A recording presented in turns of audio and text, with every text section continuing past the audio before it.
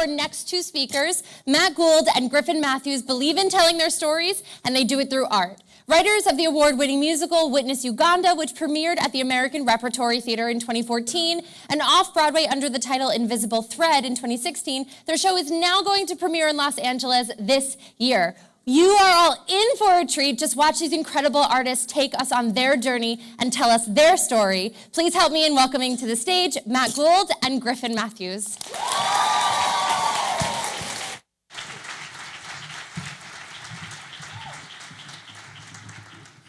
You should have seen us. We flew in last night, and we were like riding around looking for food at 1 a.m.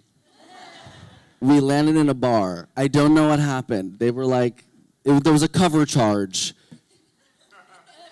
I was like, what's happening? Hello, New Jersey. It's good to see you guys. Thank you so much for being here this morning, for waking up and being with us. My name is Griffin, and my story is simple. I got invited to go to Uganda in the summer of 2005. No, I'd never been to Uganda. I am not Ugandan. My grandmother's from Pittsburgh. Black American, me. But I was living in New York City at the time. I'm an actor and graduated from drama school, and I went to go chase my dreams. And really, a lot of us don't quite know what we want to say. You get out into the big world, and you have something to say, but you're not quite sure what it is. So I got this opportunity to go to Uganda to volunteer for 6 weeks. So I flew across the world. I get to Uganda. I'm supposed to be there building a school at a village orphanage. And really quickly into my journey, discovered that the Ugandan pastor who was running the orphanage was corrupt. He was embezzling money. And I could not call home and tell them what was going on. So I decided to leave the compound where we were staying, and I walked down the road to clear my head. And I got stopped by a group of teenagers who said, Mzungu, which means white person. So I'd gone all the way across the world to Africa, and now I was a white person. But they stopped me, and they wanted to show me the village and walk me around to where they were staying. And so we landed in this little shack, and we sat there, and we started talking and just about life and what it felt like to be an American and what it felt like to be Ugandan. And at the end of that day, I said to them, like, how can I help you? And they said, we want to go to school. They didn't ask for food, they didn't ask for money, they wanted school. For those of you who don't know, Uganda suffered a massive HIV/AIDS epidemic, so it wiped out an entire generation. There were old people and young people and no one in between. And in Uganda, when your parents die, school is not free, so you're done. That's it. So they were fending for themselves. They wanted to go to school. I was a broke 23-year-old. I didn't know how to help them. So I was like, I have an idea. Why don't I teach you? I didn't know what I was going to teach them. I was like, do you guys want to learn Shakespeare, Moliere, The Wiz, anybody? What do you want? They're like, who's the Wiz? I know. So we agreed to meet the following day in a village library, and we started, going over HIV education, and I had them writing out their dreams and public speaking and anything I could think of. And that day led to the next day, which led to the next day, and after 6 weeks, I formed an incredible relationship with them. And I said on my last day, I'm going to go back to New York City, I'm going to tell all my friends about you, and I'm going to do whatever I can to get you guys back into school. So that's what I did. I flew back to New York, got all my poor actor friends together, and we started throwing parties that our parents would not be proud of and just raising money for Uganda. And I flew back Christmas morning and surprised the kids and put them all back into school. And that was the start of Uganda Project. Thank you. So that was the start of Uganda Project, which is our nonprofit organization that sponsors the education of 10 Ugandan students. That was 2005. Cut to 2008. The United States economy collapsed. We were losing donors. We were deeply, deeply in debt. We had students that were about to start university, and I was freaking out. Enter Matt Gould. So Griffin was freaking out. I was. And I said to him, let's go away to the country for the weekend, clear your mind in the woods. And Griffin kept ranting and raving about how hard it is to try to help people. And unbeknownst to him, I hit record on my because, of course, I had my laptop in the woods. And I captured what would become the first interview in our documentary musical, Witness Uganda. And I said to him, Griffin, what has led you to this dark place? What got you here? And Griffin said, it starts because it's hard. So anytime something's hard, you're going to question whether or not you're supposed to be doing it. If it was easy, I don't think that I would question, but more often than not, it's hard. to raise money or to find a sponsor or to understand what's going on over there when I'm all the way over here. It makes things difficult. So there's times when I'm like, I don't know if this matters. I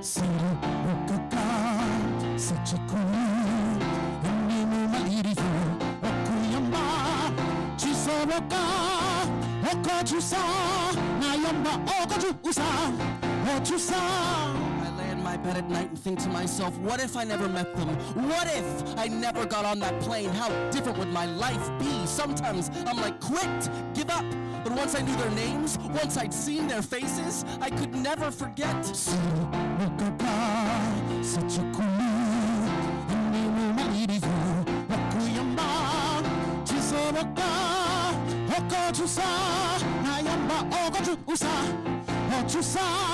There's some passage in the Bible, it's about obeying. Like, you're supposed to do it because you're supposed to obey. You don't need to know why you're doing it, you just need to obey. So there's a part of me that does it because I feel like I'm trying to obey. Hosanna, Hosanna, Amina, Hosanna, Hosanna, Amina, Hosanna, Hosanna, Amina, Hosanna, Hosanna, Amina.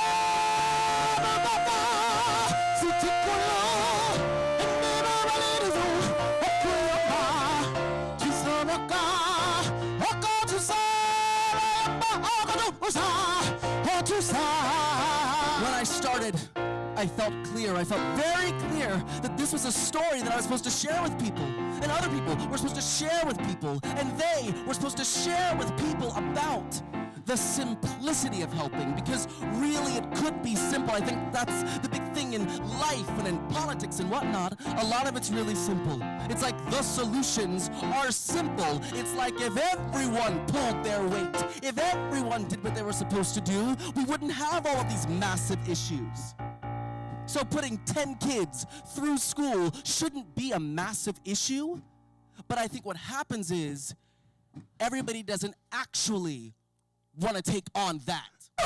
Jungle, jungle, tata, jungle, jungle, tata, jungle, jungle, tata. Hey, hey, yeah.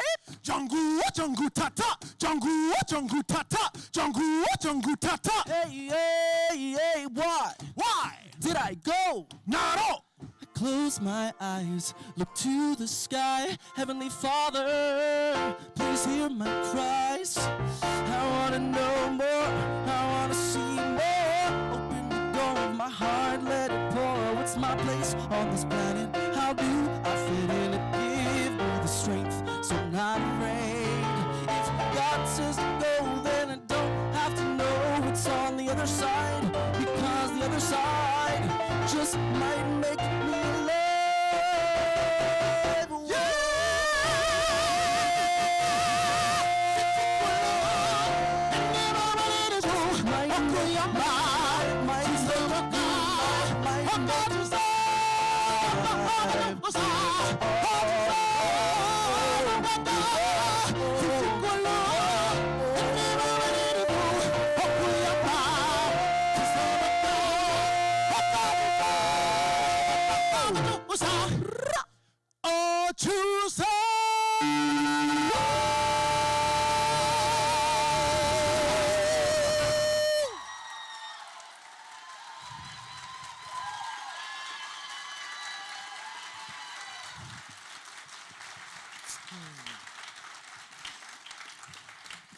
So that happened. But we started, Matt played that recording and we started putting music to the ideas and the thoughts of our generation. There's so many people, all of us, we want to do something, want to make a change, and we don't necessarily know how to do it. And if we know how to do it, once we start, it becomes way more complex. And so we started writing this musical, Witness Uganda, to document the idea of what we were going through. And this next song we wrote through a series of emails that went back and forth between me and my best friend Ryan, who was living in New York City in our apartment while I was over in Uganda teaching those kids. And of course I was teaching them crazy things. I was being controversial. And so she started sending me emails. And so what you need to know, Matt's gonna play Ryan. And Ryan is a chubby white girl. We don't look like our story. Here we go. Hey, Monty. Let's just put it all on the line.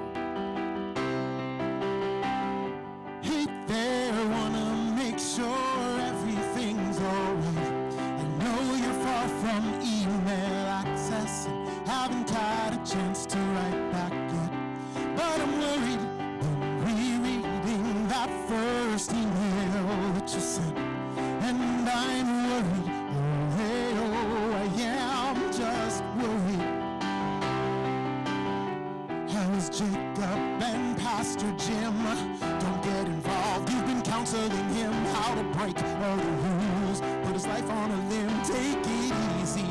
I don't care if you love an adventure.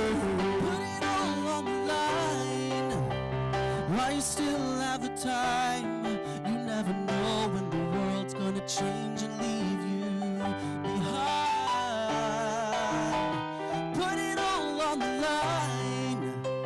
It's just a matter of time before you're all alone, and the world isn't safe and free, and you're not who you wanna be.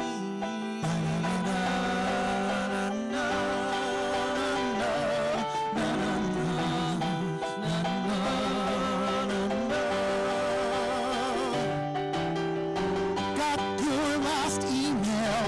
I'm concerned about your class. I don't think you should be ranting. Race is very controversial.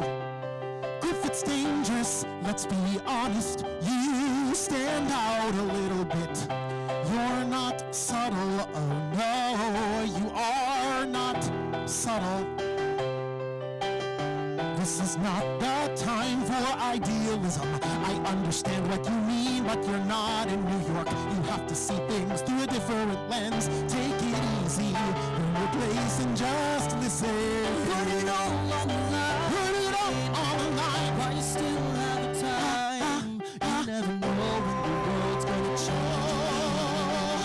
Don't leave me behind. Don't leave me behind. Put it all on the line.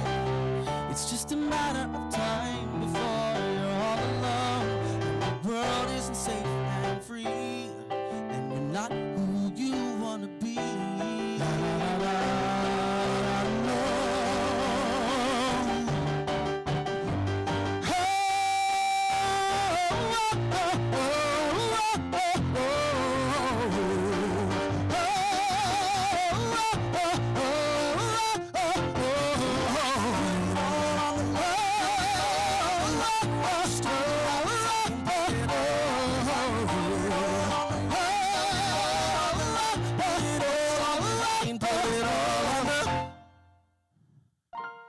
So guess what? I joined Weight Watchers yesterday. Yes, for the third time. I was happy, and I thought this time I'll stay. And then I read your latest email, and it ruined my whole day. 'Cause you're quitting. Oh no, you can't be quitting. And I remembered how I told you to stay. And if you listen, you'd have lost out the chance to explore. And if you run, you never know what's in store. Take it easy. You are the only person in my life who's ever had the guts to do more.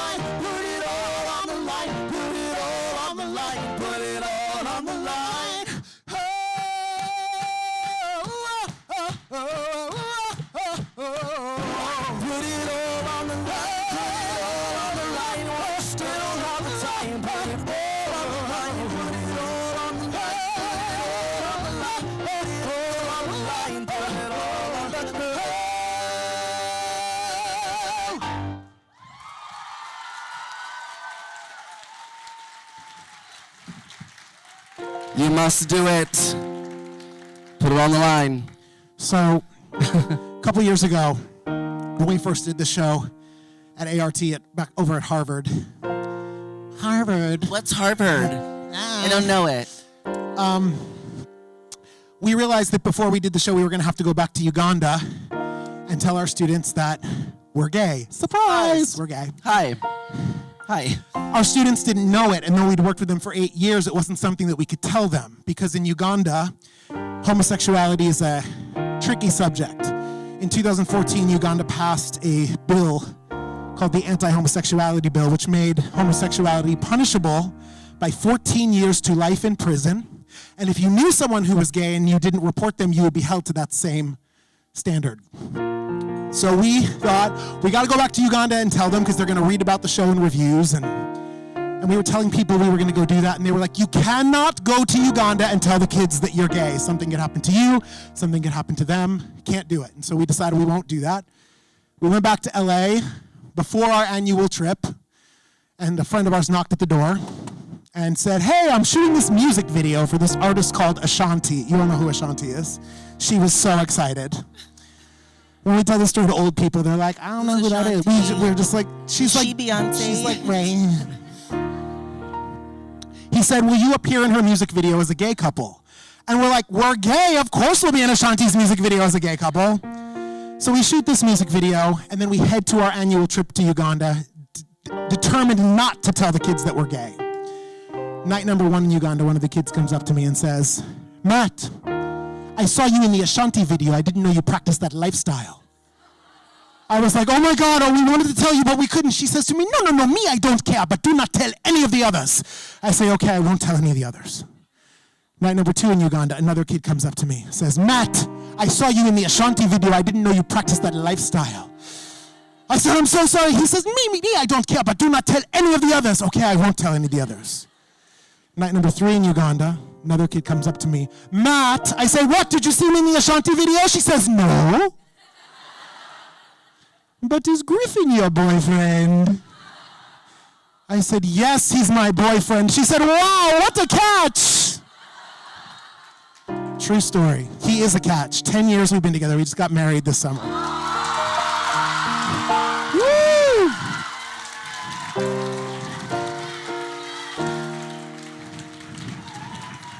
Thank you.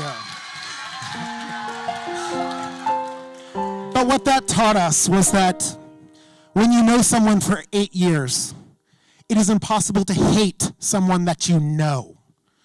And we talk a lot about politics and all the ways that people say and do horrible things to other people, but at the end of the day, politics is not the same thing as people. And if there's anything that we can leave you with, clap for that, not for me. Yeah. If there's anything that we can leave you with here today, it's that sometimes the most powerful mark that you can leave is just getting to know the people around you, getting to know people, taking the time to really get to know someone, because that is the way that we will truly change the world, by learning another person's story and respecting it and honoring it. So this is for all of you who do that. There is a long invisible thread that wraps around my heart and wraps around your head, tightens its grip when things go unsaid, and I can't break free. Let go, let me, little boy, break free, leave him out on his own, let him find his way home. Can't take all his pain on his shoulders, only ways you won't down when you're older. Let him run, let him fly.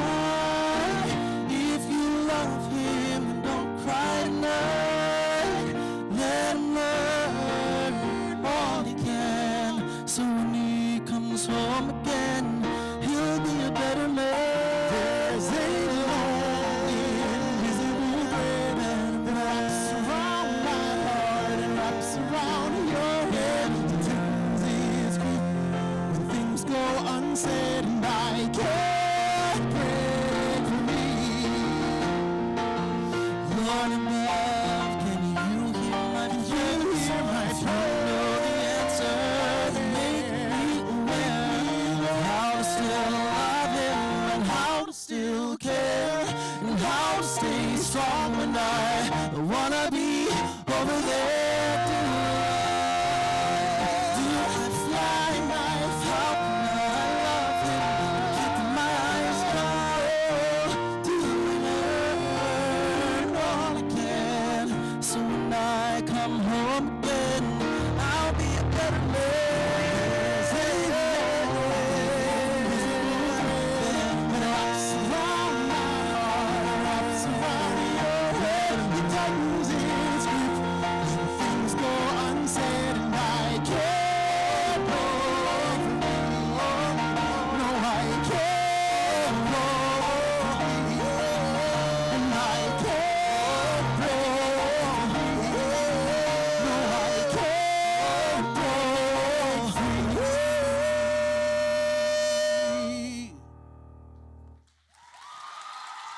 Thank you all. Thank you so much. Thank you. Thank you.